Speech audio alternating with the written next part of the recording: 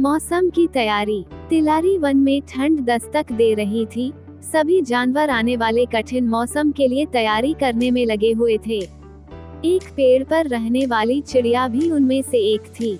हर साल की तरह उसने अपने लिए एक शानदार घोंसला तैयार किया था और अचानक होने वाली बारिश और ठंड से बचने के लिए उसे चारों तरफ से घास फूस से ढक दिया था।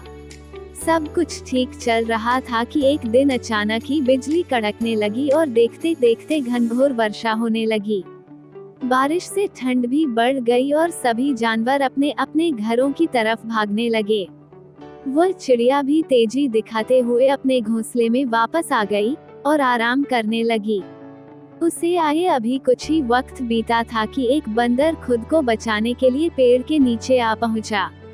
चिड़िया ने बंदर को देखते ही कहा, तुम इतने होशियार बने फिरते हो तो भला ऐसे मौसम से बचने के लिए घर क्यों नहीं बनाया। ये सुनकर बंदर को गुस्सा आया, लेकिन वह चुप ही रहा और पेड़ की आड़ में खुद को बचाने का प्रयास करने लगा। थोड़ी देर शांत रहने के बाद चिड़िया फिर बोली, पूरी गर्मी इधर उधर आलस में बिता दी। अच्छा होता अपने लिए एक घर बना लेते। ये सुन बंदर ने गुस्से में कहा, तुम अपने से मतलब रखो, मेरी चिंता छोड़ दो। थोड़ी ही देर में हवाएं भी तेज चलने लगी और अब बारिश रुकने का नाम नहीं ले रही थी।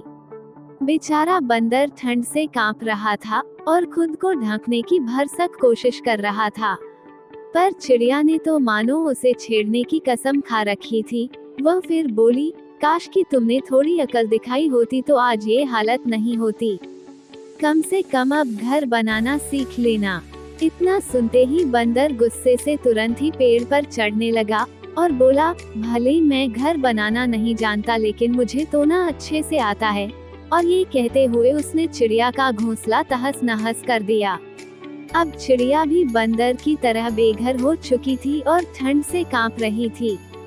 सीख, हमेशा अपने काम से काम रखो। यदि आप मदद नहीं कर सकते हैं तो उसे बेकार के उपदेश न दें।